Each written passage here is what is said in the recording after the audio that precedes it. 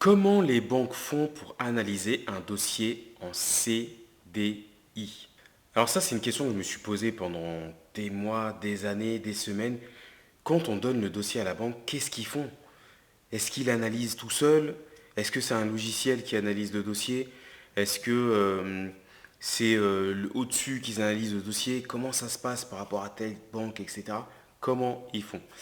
Je vais t'expliquer ça dans ce module, enfin dans ce chapitre, avec plusieurs points, d'accord? Et là, tu vas te demander, mais pourquoi comprendre comment la banque analyse? Donc, je te rappelle par rapport à comment est câblée la formation. Ce qu'on essaye en fait de faire, c'est de comprendre comment est son budget dans un premier temps, comment améliorer son profil, et ensuite on va comprendre comment fonctionne la banque. À partir du moment où tu comprends comment fonctionne la banque, comment elle analyse, comment elle valide, comment elle instruit ton dossier, tu vas orienter ton dossier exactement comme la banque le souhaite, avant même qu'elle te demande. Donc ça, c'est avant même que la banque te demande quelque chose, ok? La première chose que va faire la banque, c'est qu'elle va essayer de comprendre la demande du prospect ou du client. Donc le prospect, tu auras compris ce que c'est quand tu n'es pas encore client de la banque, ok? Alors, la plupart des refus, malheureusement, c'est lié à ça. C'est que lorsque la banque ne comprend pas le projet, tu auras des refus. Et malheureusement, elle va pas te dire, je ne comprends pas votre projet, etc., etc. Ce qui est étrange, en fait, c'est que les banques, je sens, avec l'expérience maintenant, je sais qu'elles n'étaient pas du tout chaudes pour le dossier, mais elle te dit, vous pouvez compléter ces pièces, etc., donnez-moi tout ça. Alors qu'en discutant vite fait, maintenant, donc je t'expliquerai la stratégie dans un autre chapitre, en discutant rapidement, j'arrive à savoir si la banque est intéressée. Avant, je balançais tout comme ça. Mais si la banque, malheureusement, elle est pas, qu'il y a une chose qui va pas ou il y a quelque chose qui est pas clair, elle va pas essayer de comprendre à ta place. Après, il faut te mettre à la place de la banque. La banque, elle te prête 100, 200, 300, 400 000 euros, peut-être un projet d'une vie, peut-être un des projets de ta vie, et toi, tu veux que la banque se prenne la tête à comprendre à ta place ce projet. Tu veux que la banque, elle visualise qu'est-ce qui va se passer dans ton projet. Donc c'est pas à la banque de faire ça. Il faut savoir que des clients, il y en a plein. Des clients qui demandent 100, 200 000, elle en a plein. Pour elle, c'est rien. Moi, j'ai plusieurs millions d'immobiliers dans le cours. Même moi, c'est rien. Même si c'est pas mal, mais par rapport à eux, ce qu'ils peuvent faire, c'est pas grand-chose. Il y en a qui ont beaucoup plus. Donc, dis-toi, ça peut être un motif de refus. Pour la petite anecdote, une cliente qui était passée par moi, donc qui avait son projet qui était bien foutu au niveau des chiffres, donc je ne comprends pas pourquoi ça avait été refusé. Et en regardant comment elle avait présenté, en fait, le client, enfin la banque n'avait pas compris son projet. C'est-à-dire qu'en fait, elle allait faire une coloc où elle allait habiter dedans, et la banque n'avait pas compris qu'en fait c'était sa résidence principale, mais qu'il allait avoir du locatif, ce que j'aime bien appeler du mix locatif. Et du coup, elle n'avait pas fait de dossier bancaire par stratégie.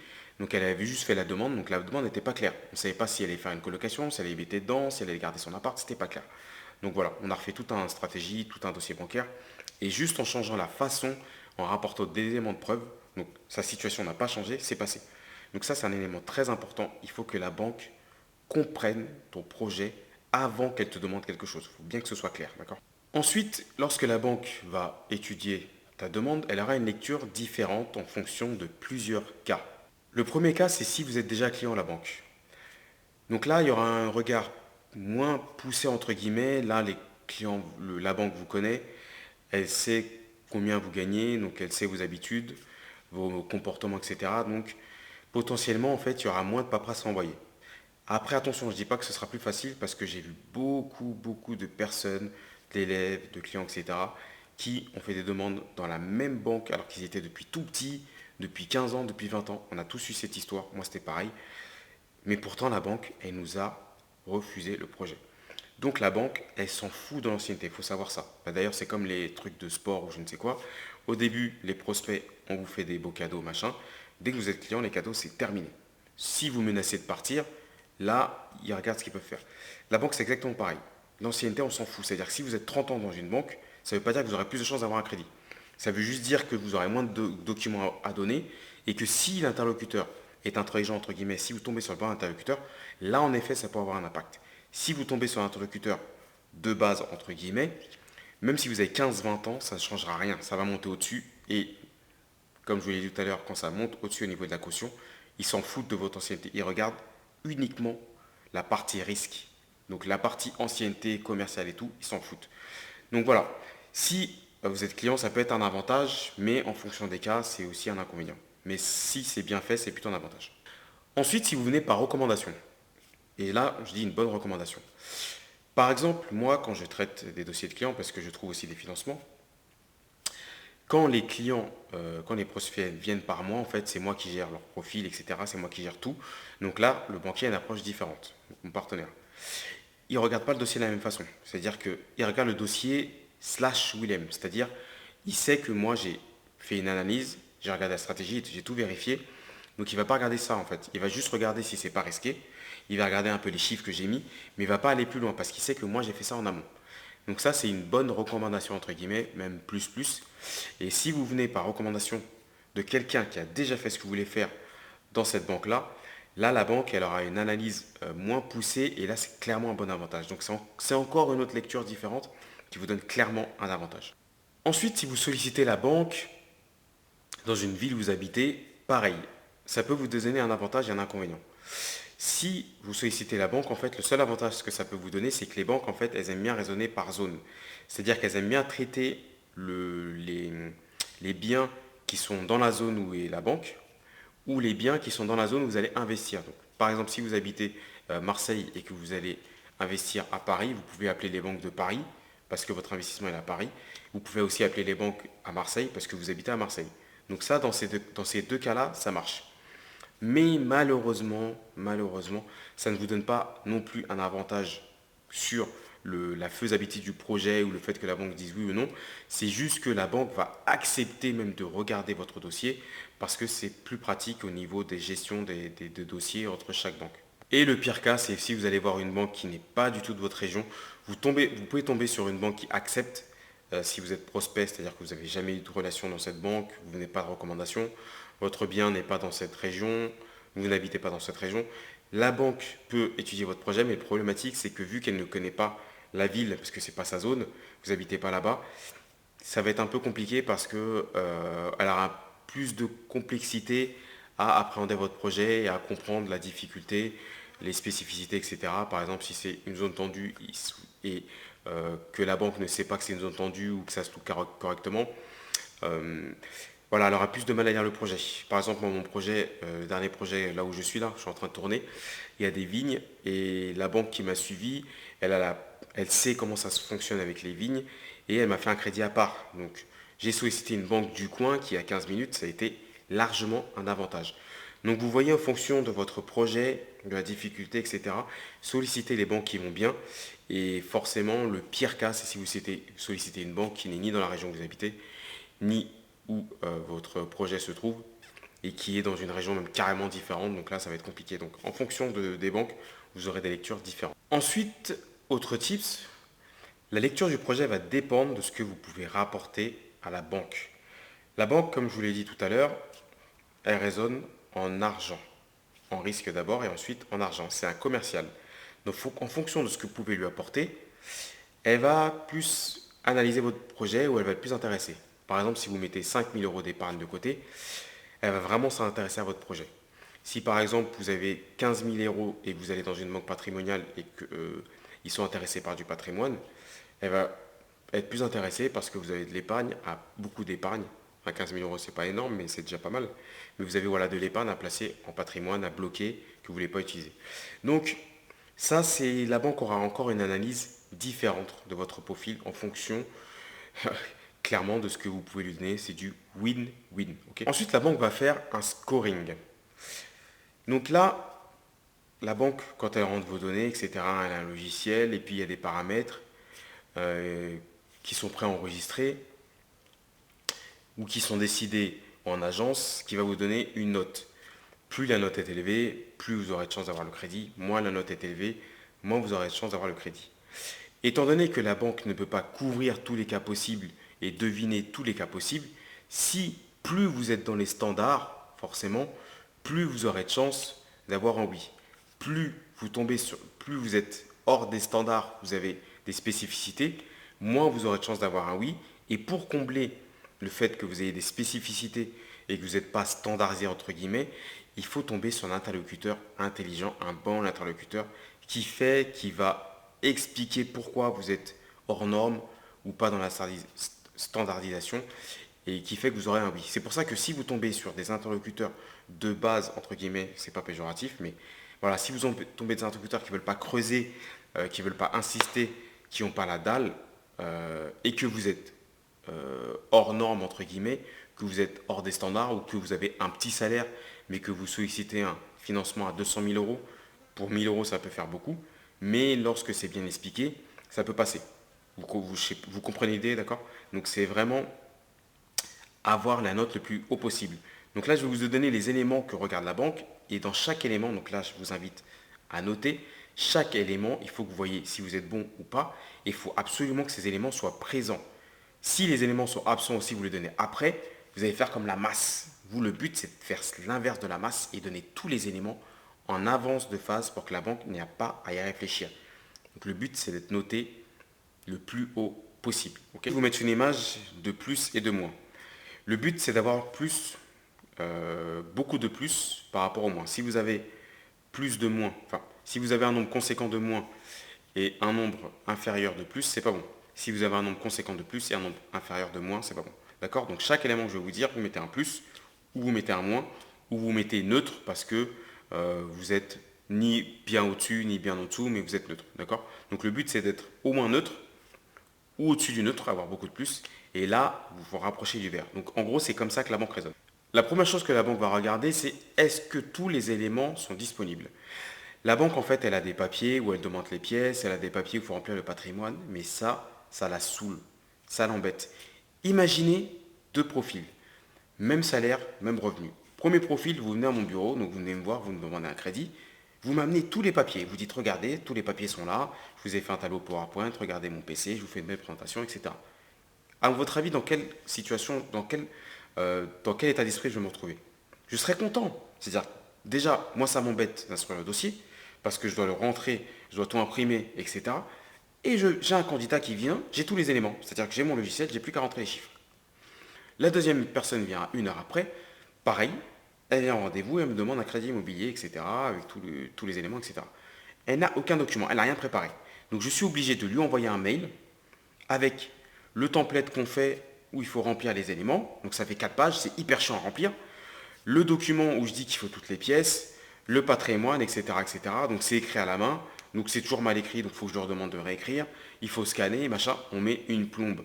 Je ne remplis jamais ces documents parce que moi je donne tout à la banque. Donc la première chose, si le banquier est dans un bon état d'esprit, et ça c'est humain, je n'invente rien, quand on est dans un bon état d'esprit, il y a plus de chances, pas que ça passe, mais d'être bien disposé à instruire le dossier et donc à te motiver pour donner le dossier correctement. La deuxième chose que va regarder le banquier, c'est est-ce que le projet est fiable.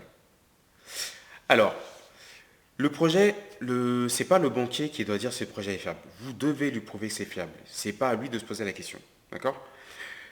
Comment le banquier va dire si un projet est fiable ou non? Déjà, s'il ne comprend pas le dossier, il n'est pas fiable. Ça se trouve, c'est le meilleur projet du monde. S'il ne comprend pas, c'est pas fiable. C'est un peu comme si vous avez un produit, un bonbon, vous mettez un emballage dégueulasse. Donc voilà, un emballage dégueulasse, etc. Donc personne ne va l'acheter parce que l'emballage est dégueulasse. Et là, vous mettez un bon produit et vous mettez un emballage correct, plus joli avec des couleurs machin. Donc là, les gens sont plus attirés vers le produit, l'emballage. Ok. Le produit, on ne saura même pas s'il est fiable ou pas, parce qu'au niveau de l'emballage, le premier est dégueulasse, l'autre il est bien. Donc quand le banquier regarde vos documents, c'est exactement pareil. Si le projet n'a pas l'air beau, c'est-à-dire des photos, vous demandez 100 000 euros de travaux, là vous mettez des photos, des explications. Vous dites que vous allez avoir 500 euros de locataire, parce que vous serez en zone tendue, regardez les annonces du Bon Coin, etc. Donc vous voyez, toute l'enveloppe, il faut qu'elle soit claire, expliquée, illustrée, prouvée. Si l'enveloppe n'est pas, si tout ça ce n'est pas clair, ce n'est pas prouvé, c'est pas montré, même si votre projet en lui-même il est bon, pour le banquier, ce ne sera pas fiable. Donc ça, c'est mort. Ok. Donc, il faut vraiment que ça soit clairement bien identifié dans votre dossier. Donc pareil, comme je vous l'ai dit, vous mettez, est-ce que lorsque vous allez faire votre projet, c'est oui, est-ce que c'est non, ou est-ce que c'est neutre, c'est-à-dire que vous donnez les chiffres, vous donnez juste ce que demande la banque et rien de plus. Vous voyez. Donc là, vous continuez à faire votre note. Ok. Ensuite, on vient à ce fameux taux d'endettement. Dans un premier temps, la banque va regarder si vous êtes en dessous des 35%. Si vous êtes en dessous des 35%, elle vous met un scoring. Donc si vous êtes en dessous des 35%, c'est un point positif. Donc c'est plus. Si vous êtes à 35%, 34, 33, c'est neutre. Si vous êtes à 45%, si vous êtes à 45%, 50%, c'est un gros point négatif. Ça ne veut pas dire en fait que vous n'aurez pas le prêt. Ça veut dire que c'est un point négatif, c'est un point faible qu'on rajoute à votre scoring. N'oubliez pas qu'à chaque fois que vous avez un point négatif, qu'on ne peut pas combler parce que mon taux il est de 45%, il est de 45%. Après, je peux l'ajuster, je vous l'ai montré dans les modules d'avant, en augmentant mes revenus locatifs, en les prouvant, ou en baissant les charges, c'est-à-dire qu'en ayant une durée plus élevée, ou en augmentant en diminuant les mensualités, oui, avec donc une durée qui est vraiment très longue, d'accord. Donc, pareil pour la banque, si vous êtes en dessous des 35%, au-dessus, très très très au-dessus, en effet, c'est un point négatif, mais n'oubliez pas qu'on peut toujours combler ce point négatif. Donc, c'est important en fait de mettre dans ce que vous écrivez, donc écrivez-le, les points négatifs en rouge, et comme ça, on va se demander comment on fait pour les combler ou qu'est-ce qu'on met en face. Parce que chaque point négatif, il faut une solution en face. D'accord. Ensuite, le reste à vivre. La banque va se demander est-ce que le reste à vivre est suffisant. Oui, point positif. Non, point négatif.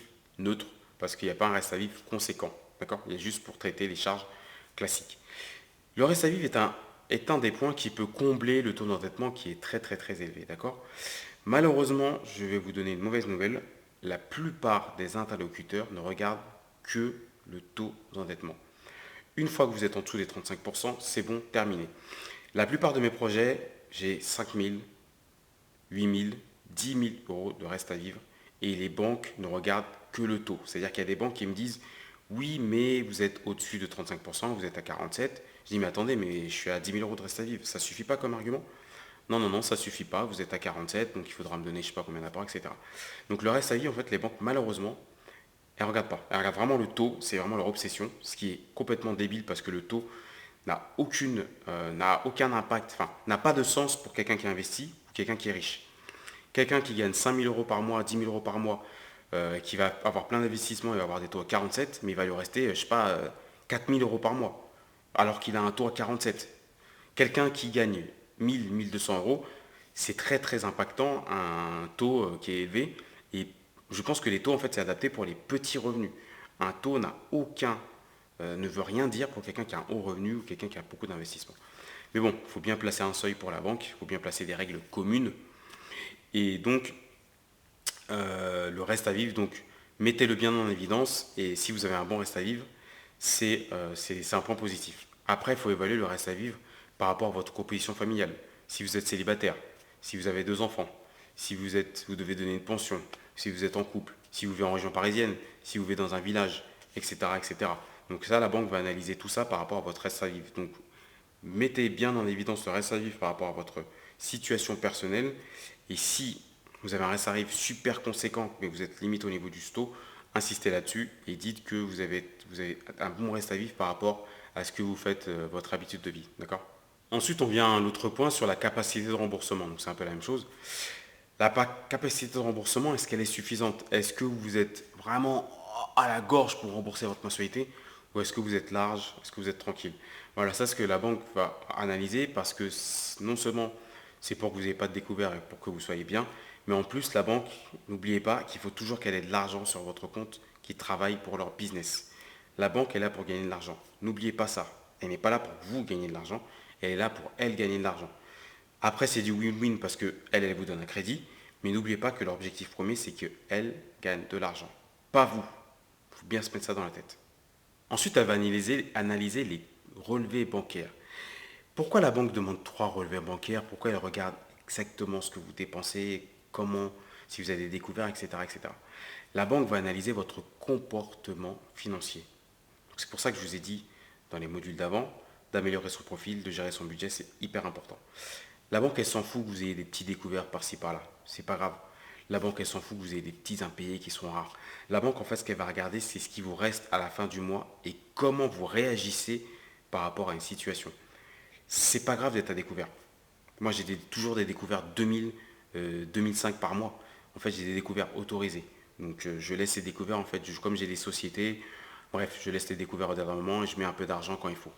Ça, vous verrez quand vous serez en société. Là, on est dans la formation CDI. Mais ce qu'il faut que vous vous disiez, c'est comment La banque veut savoir comment vous réagissez, comment vous comportez quand vous avez des soucis. Est-ce que vous mettez un peu d'épargne? Est-ce que vous achetez des consoles alors que vous avez au SMIC? Est-ce que vous achetez des smartphones de 1 200 € alors que vous gagnez 1 300 €? Et voilà, c'est ce que la banque va regarder en fait. Elle va regarder votre comportement et vous mettre une note par rapport à ça. Ensuite, elle va regarder si vous avez assez d'épargne, assez d'apport. Donc n'oubliez pas, comme je vous l'ai expliqué dans un autre module, c'est deux choses différentes. L'épargne, c'est ce qui est là pour rassurer la banque et pour placer ou même mettre ça sur un livret ou mettre ça sur même un compte normal. Et la banque, elle se dit, OK, il a cette épargne, il peut piocher là si besoin. L'apport, c'est ce que vous allez mettre dans le financement. D'accord? Donc, il est possible de ne pas mettre beaucoup d'apport. Ça, c'est possible. Et de montrer que vous pouvez gérer votre épargne. Si vous arrivez à montrer que vous savez gérer votre épargne, que vous savez l'utiliser quand il faut, que vous savez le mettre de l'épargne quand il faut, que vous avez une épargne disponible tout le temps, la banque, elle va vous demander beaucoup moins d'apport. La banque, en fait, elle demande de l'apport pour se rassurer. C'est un moyen facile. Si elle voit que vous ne savez pas mettre de l'épargne, si elle voit que votre projet, il est un peu flou, si elle voit que vous avez un petit revenu, la banque, elle se dit, OK, il met de l'apport, comme ça, on est sûr que l'apport est mis dans le projet et que ce sera utilisé pour le projet et qu'il aura moins à rembourser à la fin du mois. La banque, en fait, elle demande beaucoup d'apport dans ces cas-là. C'est quand elle n'est pas sûre, en fait. Mais quand vous savez convaincre la banque va juste vous demander un geste. Quand je dis un geste, c'est parce que moi, sur 800 000 €, je dû mettre 45 000, 50 000 € d'apport, donc environ 5%. Ce qui n'est rien. Sur un projet de 800 000 €, c'est rien. En ce moment, les banques, elles demandent 10, 20%. Moi, j'ai mis que 5% d'apport. Ça couvre à peine les frais de notaire et les frais annexes. Donc, tout ce qui est frais annexes, ça ne couvre même pas. D'accord? Ça couvre à peine les frais de notaire et des frais d'hypothèque. Donc, les frais annexes, c'est la banque qui paye. Parce que j'ai su prouver que je peux mettre de l'épargne, etc. Et du coup, ils m'ont fait confiance là-dessus. J'ai bien expliqué et j'ai pas eu à mettre beaucoup d'apport. Okay. Une fois que la banque a analysé tous ces éléments, donc elle vous donne une note. Donc j'espère que vous avez donné votre note ou votre future note par rapport à comment vous allez présenter votre dossier. Elle va analyser les contreparties. Si vous avez une très bonne note, que votre dossier est standard, que votre dossier est facile, donc CDI, fonctionnaire, vous achetez votre résidence principale, vous avez un ou deux enfants, vous êtes marié, vous avez 2 000 € par mois chacun ou 1 500 € par mois chacun, vous ne demandez pas beaucoup, vous demandez du 20 ans, du 15 ans, etc. La banque ne va pas trop vous embêter. Elle va peut-être juste vous demander vos salaires, donc ce qui est basique, mais elle ne va pas trop vous embêter. Si par contre vous êtes comme moi, vous avez plein d'investissements, je suis encore en différé, j'enchaîne et j'enchaîne à mort, la banque, elle va me terminer. Pourquoi? Parce qu'en fait, je comporte un risque. Pas un risque dans mes investissements, mais mathématiquement, plus vous avez d'encours, plus c'est risqué, plus vous êtes en différé, plus c'est risqué, parce que la banque ne sait pas encore ce qui va se passer quand vous serez en amortissement. Amortissement, c'est quand vous remboursez les mensualités au maximum. Donc la banque, généralement, elle va me demander beaucoup de contreparties, l'assurance emprunteur, l'assurance habitation, la PNO, de mettre tous mes comptes pro, etc., etc. Voilà. Elle m'a demandé beaucoup de contreparties, un taux élevé, voilà, parce que je demande pas mal d'argent et que j'ai déjà pas mal d'investissements, donc je redis de prendre un risque sur un risque sur un risque, et sur ma tête, je dois avoir 2 millions et quelques. Donc voilà, c'est très risqué, donc on va me demander beaucoup de contreparties. Donc plus votre scoring il va être élevé et bon, moins vous aurez de contreparties à donner. Plus votre scoring va être dégueulasse, plus vous aurez des contreparties à donner. Donc anticipez votre scoring, regardez ce que vous avez par votre profil et préparez en amont ce qu'il va vouloir donner à la banque. Préparez au cas où, c'est-à-dire vous dites, voilà j'ai ça, si ça ne va pas, au cas où je donne ça. Mais ça, il faut l'anticiper. Si jamais, c'est pas la banque ne va jamais vous dire, ok, bah votre scoring n'est pas très bon. Bon, est-ce que vous pouvez faire ça dans votre dossier, changer ça, me donner ça, et comme ça on passe au dossier. Jamais. La banque, des fois, il faut même juste changer comment elle fait le dossier, ou juste rajouter 10 000 €. Mais la banque, elle ne va pas vous dire, vous pouvez rajouter 10 000 €, machin. Ça peut arriver, hein, mais c'est hyper rare. Elle préfère vous dire refus et basta. Okay. Comme je vous l'ai expliqué, la lecture de la banque est basée sur une standardisation. Donc il y a certains critères, une note, etc. Mais, comme je vous l'ai expliqué dans les paramètres d'avant, il y a beaucoup de, de subjectivité. Par exemple, quand vous analysez un relevé bancaire, je vois par exemple que vous êtes à 100 € de découvert souvent, mais par contre vous régularisez très vite et à chaque fois que vous mettez dans les clous, il n'y a pas de souci. Un autre interlocuteur peut être plus strict et il se dit, non, lui, il est tout le temps à 100 euros, je ne vais pas me prendre la tête, ça peut générer d'autres découvertes, j'y vais pas, trop risqué. Par exemple, vous avez de l'épargne, donc moi ça m'est arrivé, hein, j'ai de l'épargne que sur mes locatifs. Donc moi c'est mon locatif qui donne de l'épargne. Il y a une banque qui m'a suivi et elle a compris mon projet et elle s'est dit ok, son locatif c'est l'épargne. Une autre banque se dit non, moi je veux une épargne disponible qui n'est pas le locatif parce que le locatif, il peut y toucher, péter un plomb, toucher à tout son locatif, on ne sait pas ce qui peut se passer. Vous avez vu, c'est deux lectures différentes. Donc étant donné que les lectures sont subjectives, c'est pour ça qu'il faut aller voir le plus d'interlocuteurs possible. Il n'y a aucun moyen de savoir d'avance l'interlocuteur sa réaction. Même si les banques ont des lectures qui sont plus ou moins euh, homogènes, c'est-à-dire que une banque va prendre sur du locatif 80% par exemple, l'autre banque du même groupe va prendre aussi 80%. Mais comme je ne sais pas comment le banquier va analyser mon dossier, parce qu'il y a beaucoup d'éléments qui sont pour la plupart subjectifs, il faut absolument voir plusieurs types d'interlocuteurs différents pour pour aller voir la personne qui va lire votre projet qui vous correspond le plus et qui soit le plus adapté à votre situation. Dernière chose en fait qui va être un peu bizarre ce que je vais te dire, c'est que la banque doit réfléchir uniquement au partenariat.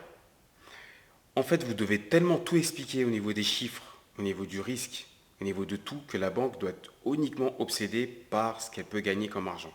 Si elle se concentre que sur ça, elle va quasiment passer votre dossier les yeux fermés. D'accord? Si elle se dit, ok, c'est super bien expliqué, le projet me plaît, je suis bien dedans, et que j'aurai aucun problème là-dessus, j'aurai pas à me prendre la tête, qu'est-ce qu'il va rembourser, machin, et la banque se dit, ok, moi je peux gagner de l'argent sur lui en faisant ça, ça, ça, ça, ça, alors là, vous avez de grandes chances qu'elle vous dise oui. Donc, donnez le plus de choses à la banque. Il faut que votre projet soit très clair, donnez le plus d'éléments. Par rapport aux critères que je vous ai donnés, il faut que vous ayez des réponses claires à chaque fois. Et vous verrez que la banque, elle sera concentrée sur autre chose. Et ce sera un grand oui dans la plupart du temps. Même si vous avez plein de non, on s'en fout. Vous aurez des oui obligés.